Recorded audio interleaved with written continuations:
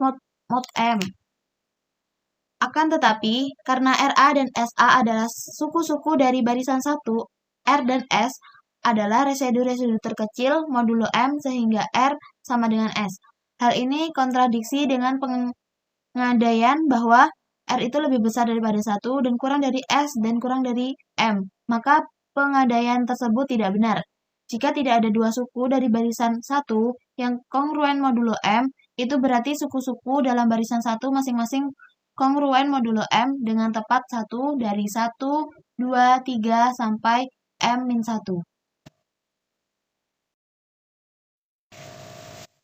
Oke, lanjut teorema 6.2 atau teorema Fermat.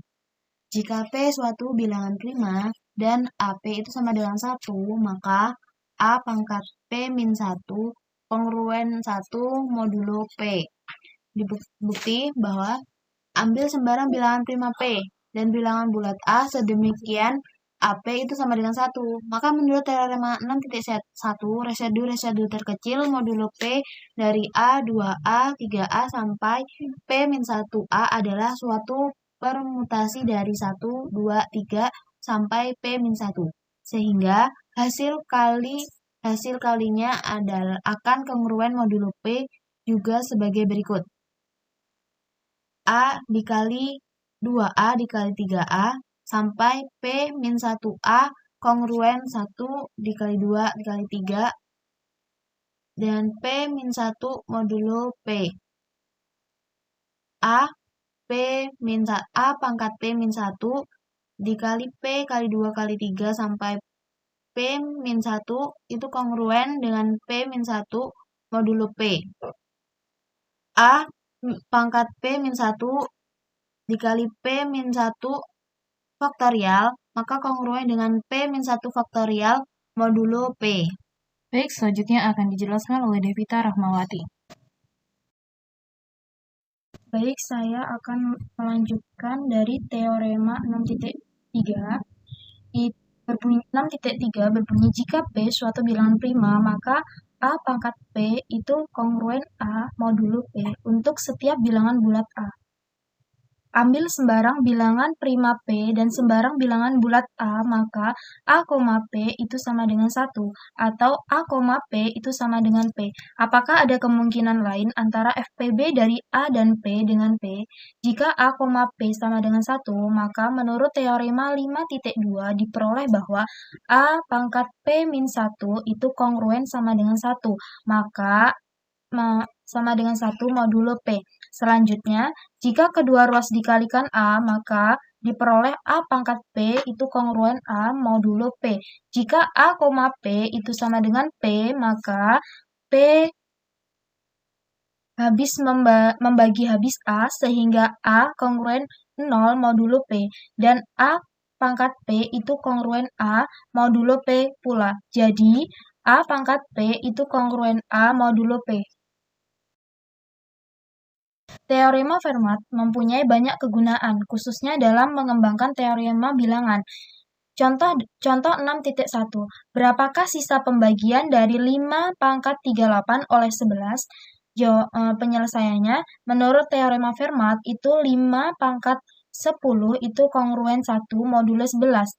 Maka 5 pangkat 38 itu kongruen 5 di pangkat 10 dikali 3 ditambah 8 kongruen 5 kali 10 kali 3 kemudian dikali 5 pangkat 2 dikali 4 kongruen 1 dikali 3 dikali 3 pangkat 4 kongruen 81 kongruen 4 modulo 11.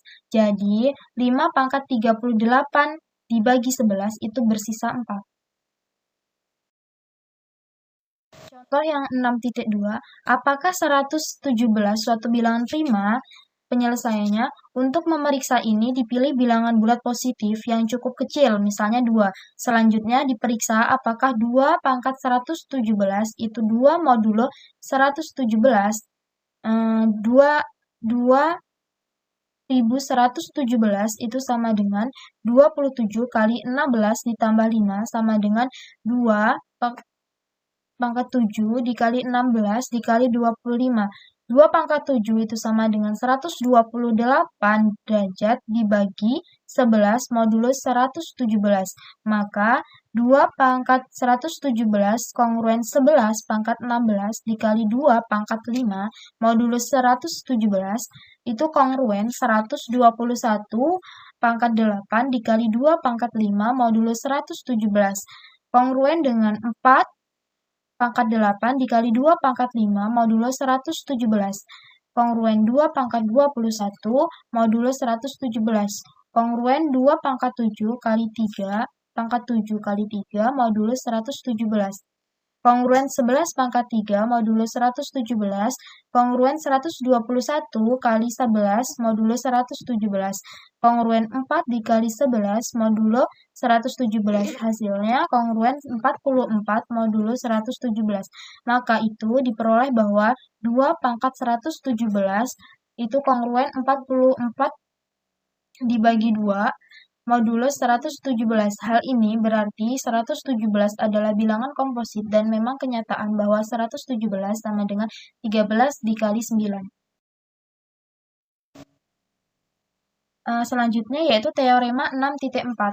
Jika P dan Q adalah bilangan-bilangan prima yang berlainan sedemikian hingga A pangkat P kongruen A modulo Q dan A pangkat Q modulo A modulo P, maka A pangkat PQ itu kongruen A modulo PQ. Bukti, menurut teorema 6.3, karena P suatu bilangan prima, maka A pangkat Q dikali P itu kongruen A pangkat Q modulo P. Selanjutnya, karena diketahui bahwa A pangkat Q kongruen A modulo P, kekongruenan tersebut menjadi A pangkat P Q kongruen A modulo P. Ini berarti bahwa P membagi habis A pangkat PQ dikurang A dikali 1. Menurut teorema 6.3, karena Q suatu bilangan prima, maka A pangkat P dikali Q itu kongruen A pangkat P modulo Q. Selanjutnya, karena diketahui bahwa A pangkat P itu kongruen A modulo Q, maka kekongruen tersebut menjadi A pangkat PQ kongruen A modulo Q. Ini berarti bahwa Q membagi habis A pangkat PQ dikurang A. Ini persamaan yang kedua. Dari persamaan 1 dan persamaan kedua, dapat disimpulkan bahwa PQ membagi habis A pangkat PQ dikurang A dan dapat dinyatakan sebagai A pangkat PQ kongruen A modulo PQ. Kemudian teorema Wilson yang akan disampaikan oleh saudari Siti. Baik, selanjutnya teorema Wilson. Teorema Fermat dikemukakan oleh Prince de Fermat atau dia berkebangsaan Prancis pada tahun 1640 yang merupakan teorema fundamental dalam pengembangan teori bilangan pada saat itu. Teorema yang terkenal pula adalah teorema Wilson yang pertama kali dipublikasikan Edward Waring pada tahun 1770 tanpa mencantumkan buktinya. Sebenarnya, Wilson bukanlah orang yang pertama kali mengemukakan teoremanya, sebab pada tahun 1682 Leibniz juga telah membicarakannya. Bukti teorema Wilson pertama kali diberikan oleh Lagrange pada tahun 1771 dan menamakan teoremanya dengan sebutan teorema Wilson. Teorema 6.5. Jika P suatu bilangan prima, kongruen X kuadrat kongruen 1 mod P mempunyai tepat dua solusi yaitu 1 dan P negatif 1. Pembuktiannya, misalkan R adalah suatu solusi dari pengkongruenan X kuadrat kongruen 1 mod P, maka R kuadrat negatif 1 kongruen 0 mod P. R1 dikali R negatif 1 kongruen 0 mod P. Pekongruenan terakhir ini berarti P habis membagi R ditambah 1 dikali R dikurang 1. Karena P suatu bilangan prima, maka P habis membagi R plus 1, R plus 1 kongruen 0, R kongruen negatif 1, R kongruen P negatif 1 mod P.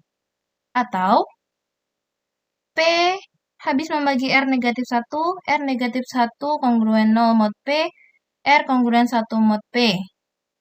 Karena R suatu solusi dari pengkongruenan X kuadrat kongruen 1 mod P, R adalah residu terkecil mod P, Jadi 1 dan P negatif 1 adalah solusi dari X kuadrat kongruen 1 mod P. Teorema 6.6. Misalkan P suatu bilangan prima selain 2 dan A inverse adalah solusi dari AX kongruen 1 mod P dengan A 1, 2, 3 sampai P negatif 1, yaitu AA inverse kongruen 1 mod P dengan A inverse kurang dari 0 dan A inverse lebih besar daripada 0 dan kurang dari P. Maka, jika A kongruen B mod P, maka A inverse kongruen B inverse mod P. Jika A sama dengan 1 atau A sama dengan P negatif 1, maka A inverse kongruen A mod P. Pembuktiannya, apabila A sama dengan 1, 2, 3 atau P dikurang 1, maka AP sama dengan 1, sehingga AX kongruen 1 mod P mempunyai tepat satu solusi. Ini berarti A inverse ada sedemikian hingga A inverse kongruen 1 mod P. Bagian 1 dibuktikan kontraposisinya sebagai berikut. Jika A inverse kongruen B inverse mod P, maka A kongruen B mod P. Misalkan, A inverse kongruen B inverse mod P, maka AA inverse kongruen AB inverse kongruen 1 mod P. Ingat bahwa A inverse dan B inverse adalah solusi dari AX kongruen 1 mod P, AA inverse B kongruen AB inverse B kongruen B mod P dengan B sama dengan 1, 2, sampai P negatif 1. A kongruen B mod P sebab B inverse B kongruen 1 mod P, jadi yang pertama terbukti. Bagian kedua dibuktikan sebagai berikut. Jika A sama dengan 1 yaitu X kongruen 1 mod P, maka solusinya ialah A inverse sama dengan 1 sehingga A inverse kongruen A mod P. Jika A sama dengan P negatif 1 yaitu P negatif 1 X kongruen P1 mod P, maka negatif X kongruen 1 mod P, X kongruen negatif 1 mod P, X P negatif 1 mod P. Jadi jika A inverse sama dengan P negatif 1, maka A inverse kongruen A mod P. Selanjutnya. Contohnya, contoh 6.7, pandang pengongruenan A kongruen A mod 11 dan A inverse adalah solusinya sehingga A inverse kongruen 1 mod 11, maka itu hubungan A inverse dan A inverse tampak pada tabel berikut ini. A besar 1, 2, 3, 4, 5, 6, 7, 1, 2, 3, 5, 6, 7, 8, 9, 10. A inverse 1, 6, 4, 9, 2, 8, 7, 5, 10. A inverse 1, 1, 1, 1, 1, 1 sampai akhir. Hasil kali pasangan bilangan-bilangan tersebut yang kongruen modulo 11 dengan 1 dapat ditulis sebagai berikut.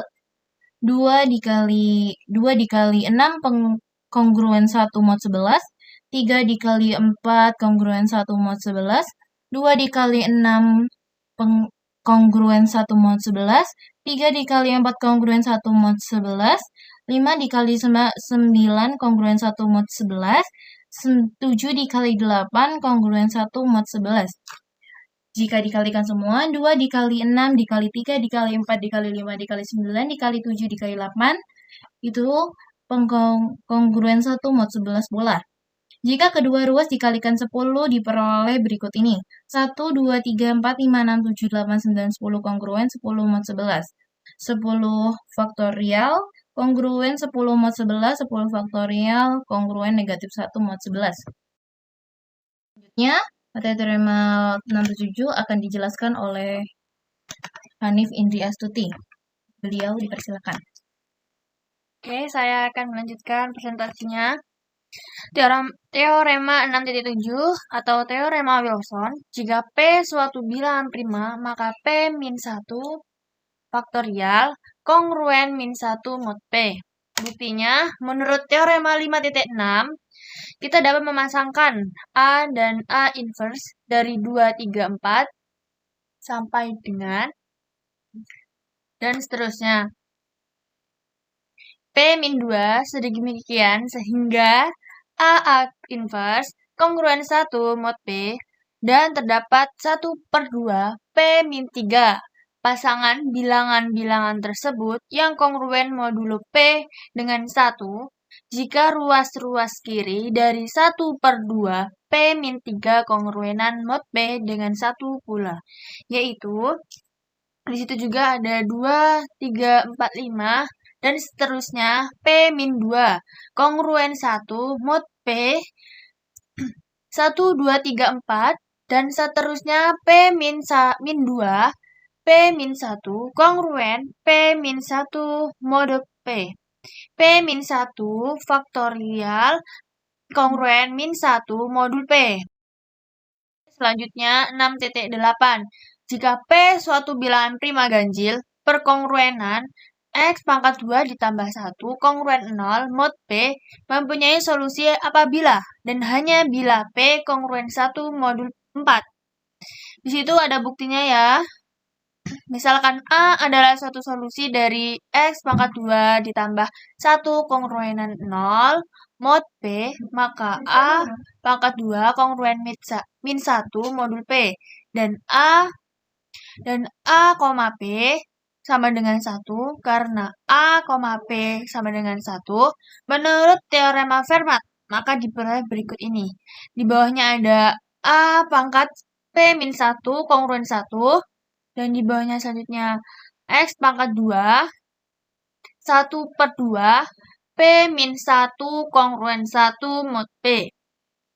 Min 1 1/2 pangkat 1/2 P-1 kongruen 1 modul P. Min 1 P-1/2 kongruennya modul P. Bilangan prima berbentuk 4K ditambah 3 tampak tidak memenuhi sebab akan didapat berikut ini. Itu ada berikutnya, ada min 1 pangkat 2K ditambah 1 kongruen 1 modul P. Min 1 kongruen 1 modul P, yaitu P tidak di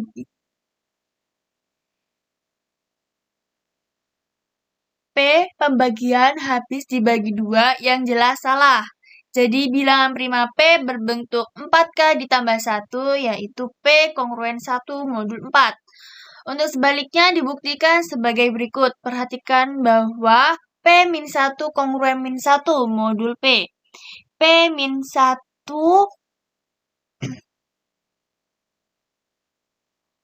kongruen min 2 modul P. P tambah 1/2 kongruen min P-1/2 modul P. Dan P-1 faktorisasi sama dengan 1, 2, 3, dan seterusnya P-1/2 dikali P ditambah 1/2, dan seterusnya P-2, P-1, maka P-1 faktorisasi kongruent 1, 2, 3, dan seterusnya 1, 2, 3, dan seterusnya P-1/2 modulnya P, sebab P sama dengan 4K ditambah 1 untuk suatu bilangan bulat positif, sehingga min 1 pangkat P-1/2 sama dengan 1. P-1 faktorial kongruen P-1/2 faktorial pangkat 2 modul P. Mengingat teorema Wilson bahwa P-1 faktorial kongruenan min 1 modul P, maka min 1 kongruen P-1/2 faktorial pangkat 2 modul P. Hal ini berarti P-1/2 faktorial pangkat 2 memenuhi kongruenan pangkat 2 ditambah 1 kongruen 0 modul P. Jadi pengkongruenan itu mempunyai solusi. Contohnya di situ ada 6.6, selesaikan pengkongruenan X pangkat 2 ditambah 1 kongruenan 0 modul 13. Jawabnya, karena 13 adalah bilangan prima berbentuk 4K ditambah 1. Pengkongruenan tersebut mempunyai solusi berikut. 13 min 1 per 2 faktorial sama dengan 6 faktorial sama dengan 720 kongruenan 5 modul 13. Baik, sekian dari kelompok kami. Saya